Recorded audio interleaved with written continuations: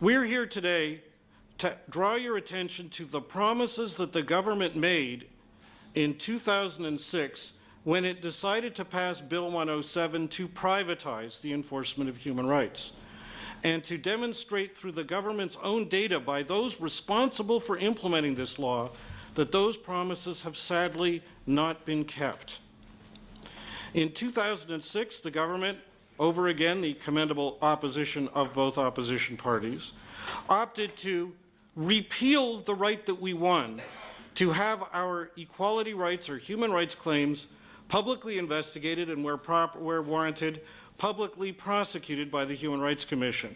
The government decided to privatize it, to put the job of investigating and litigating our human rights on the backs of discrimination victims themselves, a population that the government always recognized is vulnerable, disadvantaged, often impoverished, and least able to take on that privatized duty on their own. What did the government promise it would do? By privatizing the human rights enforcement process, by telling us that we had to take our cases right to the Human Rights Commission, Tribunal, investigate them ourselves, and try to get the support of the Human Rights Legal Support Center if they choose to represent a claimant.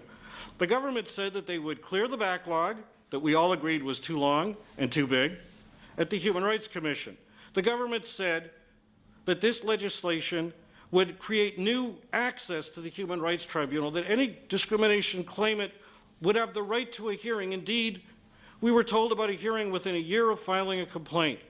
We were told that the hearings would become more accessible and more fair, and we were told that as a vanguard to support this, the government was not abolishing the role of the Human Rights Commission. We were told it was going to be strengthened and it would be in the vanguard of litigating human rights cases on a systemic or public interest basis. That's what we were told by the government. And if you look at Appendix 1 to our brief, we provide quotations from the record to prove all of that. So what's happened? This is from data that we've requested from the Human Rights Commission, the Human Rights Legal Support Center, and the Human Rights Tribunal. Appendix 2 to our brief sets out the information requests. And to the extent that we weren't able to get everything we wanted because time limitations or they don't collect the data, we urge you to ask them for the same data that we, weren't able to get. What have we learned? First, what we have learned is that a very substantial proportion of the people who used to come forward to approach the human rights system appear not to come forward and approach the human rights system at all. According to the annual reports of the Human Rights Commission, before it was, its main functions were eviscerated, it would receive in the mid-2000s in the range of 50 to 65,000 calls per year. That's first contact. And if somebody doesn't make first contact, they're not going to go any further. Now, what have we learned under the new system? We understand that the intake role, the first contact role, has been transferred to the Human Rights Legal Support Center. The data that they've provided to us is that in their first 6 months, they've gotten approximately 10,000 calls. It sounds like a lot of calls, but it's actually less than half that would have come in the same time period under the old system. That suggests to us, unless somebody could show that those people are otherwise engaging the system, that suggests to us that there is a substantial proportion, more than half of the people who might have come forward may not be coming forward at all, even to make first contact. That alone ought to cause serious concern for everybody. But that's not all. What's happened to the people who have come forward? We were told that the government would clear the backlog. The data that we've got on the caseload before the Human Rights Tribunal now suggests that the backlog is as big as ever. The numbers we've been given, you heard some this morning and they're in our brief, are that the new applications still not settled number about 1,000.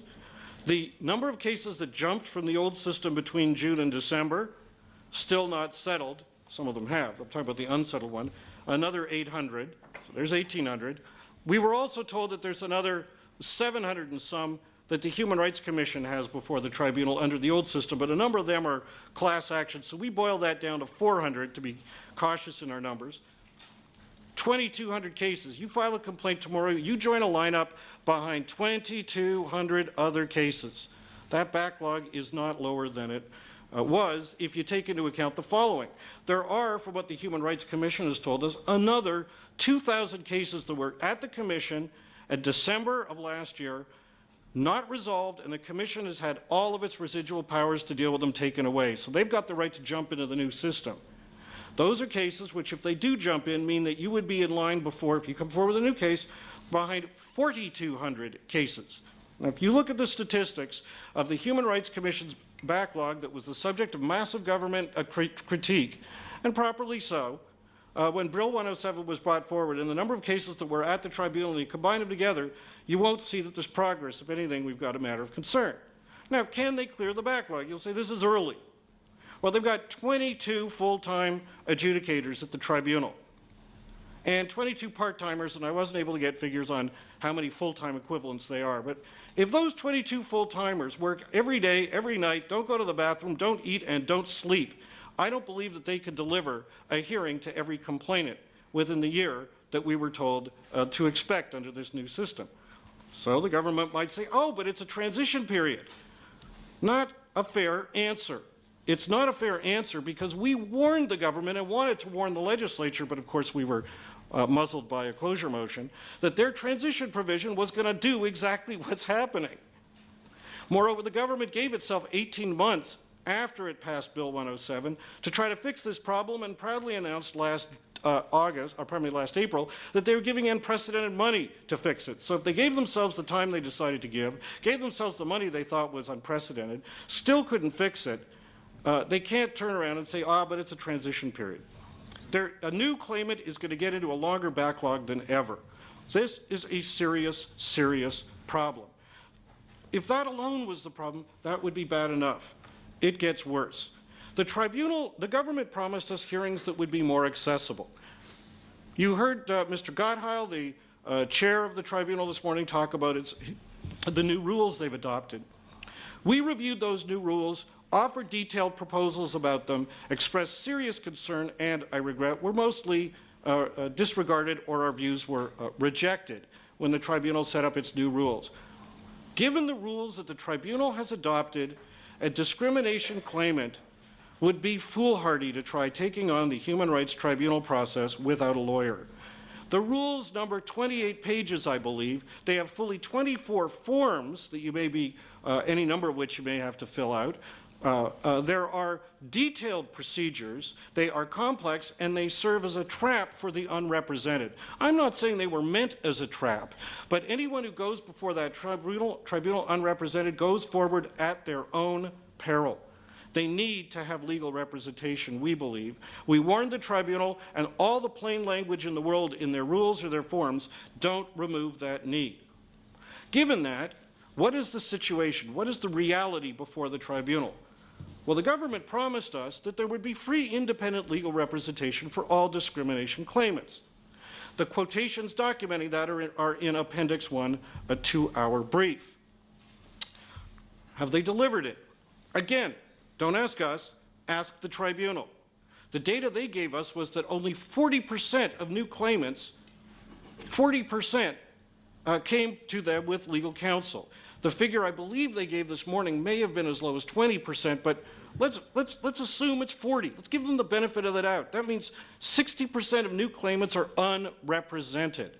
That's a far cry from everyone being represented when taking on rules for which one needs legal training to navigate them and avoid risk in the presentation of your case. Now remember, under the old system, this wasn't as much of an issue because the case didn't go to the tribunal unless the Human Rights Commission investigated it, tried to settle it, and assigned counsel who was supposed to have carriage of it before the tribunal. Under the new system, you're on your own. And that is a serious problem under the new system. Now, I just talked about how many people are unrepresented among the claimants who bring new claims. What about the 900 or so people who were in the old system last June and decided to jump to the new system this fall? According to the website of the Human Rights Legal Support Center, I quote it in our brief, they opted as a matter of policy not to represent any of them. That's none of them. That's their policy. I don't know if they departed from it, but all we know is that's their policy. And that falls a far cry from full legal representation for all claimants. Now then, so we have a very serious, troubling system. The question came up this morning, and we commend those members who raised it, about what about the respondent? Is the respondent, the party accused of discrimination, are they represented? Now, let me talk personally for a moment. As Mr. Endicott indicated, I brought 2 cases against the TTC, one to get them to announce subway stops and one to get them to announce all bus stops, so we blind people, and by the way, you sighted people, can know where the heck we are. An outrageous human rights claim, of course. One would have thought it so obvious they would have done it, but they didn't. Instead, under the old system, the TTC went and hired lawyers.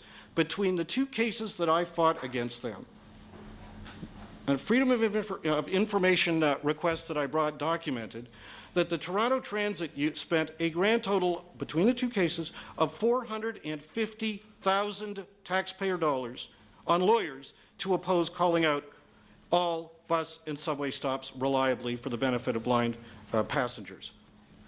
Now, I'm not saying that every respondent is going to spend that kind of money, but many of the biggest ones can. And it is not a fair fight for an unrepresented, disadvantaged discrimination claimant who may have lost their job or trying to get access to a basic government service to be up against the muscle that can be marshaled against them when many respondents are legally represented and the complainant may not be. You asked the tribunal this morning, in how many cases is the complainant unrepresented but the respondent is, and they told you they don't have that data. We asked that same question. With respect, they should have that data.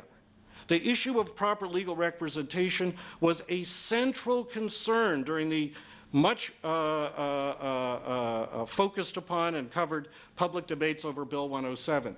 And even the proponents of Bill 107, those are on the other side of the debate from our coalition and others who support us, even many of them in the from the community groups agreed how important it is not to throw an unrepresented complainant in against a represented respondent.